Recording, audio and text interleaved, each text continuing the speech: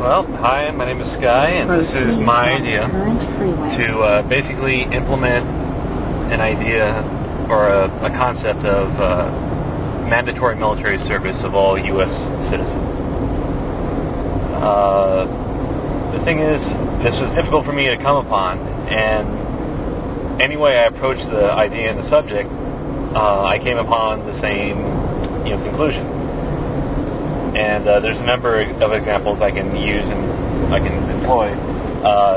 The first among them is Athens, and also the other ancient Greek city-states, because the idea was if you were a voting member of the public, you were a citizen, you were expected to give military service when the state called for it. That was if you paid taxes and you had property and you wanted to have a say in how things were done and you wanted to be respected, you gave if the state called for it, you gave your life, you put your life on the line. And this was it's the same with Rome.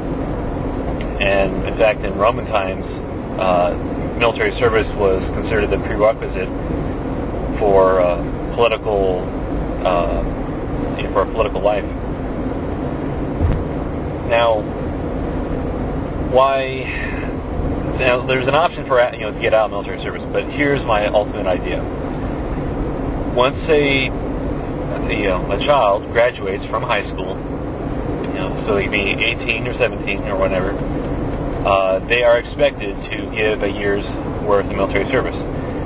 They don't go in until they are ready. So if the child wants, he or she can wait a year until they serve. But it is expected that 365 days from the time that they receive their high school diploma, they will do one of two things, and one of those is enter military service, or they will live abroad for a year.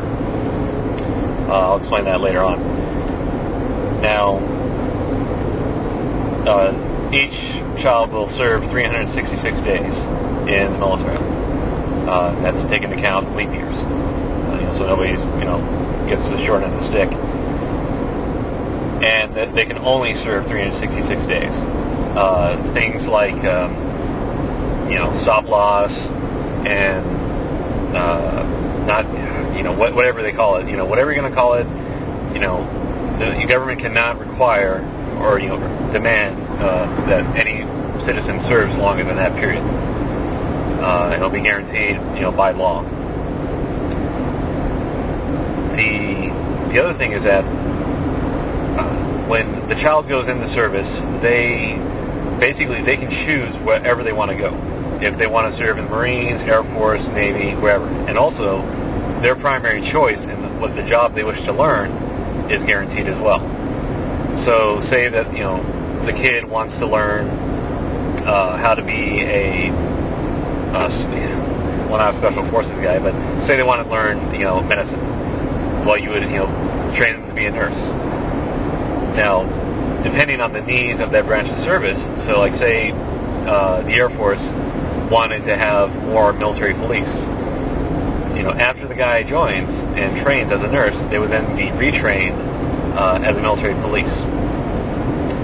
So the military has to decide, what is more worthwhile, keeping this guy as a nurse or spending the time and money and effort to retrain this guy as military police. Either way, it will benefit the kid because that's more training, that's more stuff that they can put on their resume.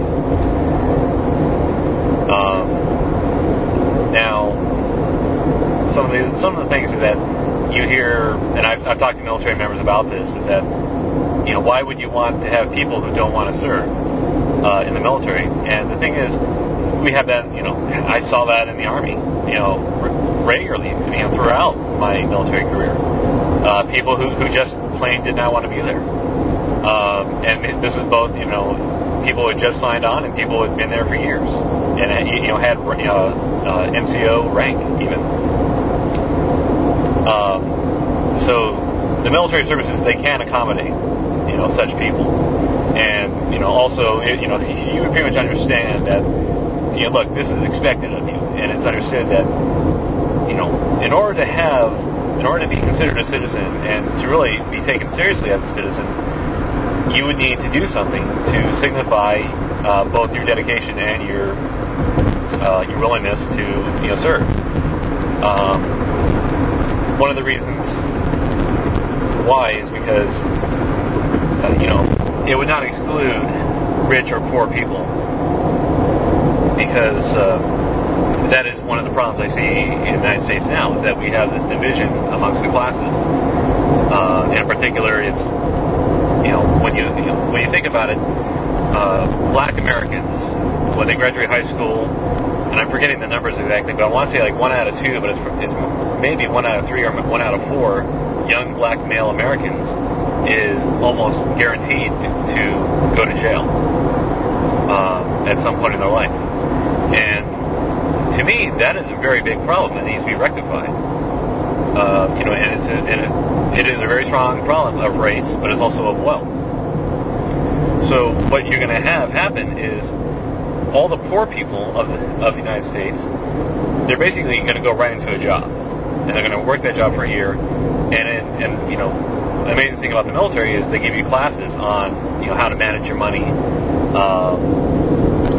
sexual harassment, equal opportunity, giving classes on how to advance their career and how to take college level classes. Basically, if there is a deficit, a deficiency in something, or whatever, the military will basically kind of give them that idea. This would also hopefully clear up the problem of basically kids who don't know, or kids that they don't know what they're doing, and all of a sudden they become parents. This is even something that was brought up like back when I was in high school, back in the the early 90s, was that it really seemed that a lot of parents should not be parents. It almost seemed that the United States should have a test that people need to take and pass in order before they can become parents. Which you kind of which is kind of unfair. You don't want to do, but at the same time, when you see just how many problem kids there are, and how many it's obvious some parents that just have no idea what they're doing, and they almost cannot take or handle responsibility. It really impresses upon you the idea that something needs to be done. So how many people can in their lifetime say that they've ever before they graduate high school, say that they've taken on serious responsibility? We're seeing the fact that so many parents are just in total fear for their children, that they coddle and they protect them from any sort of risk and challenges, which is their right and their duty, to protect them and keep them safe. But at the same time,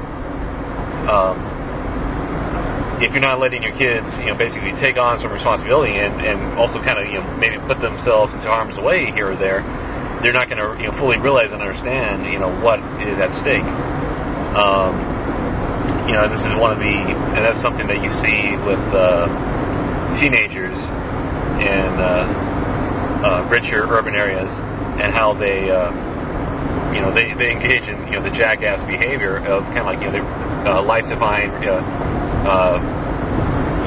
body and limb risk sort of actions and behaviors. These are the videos you see of guys with skateboards doing tricks and they get majorly injured.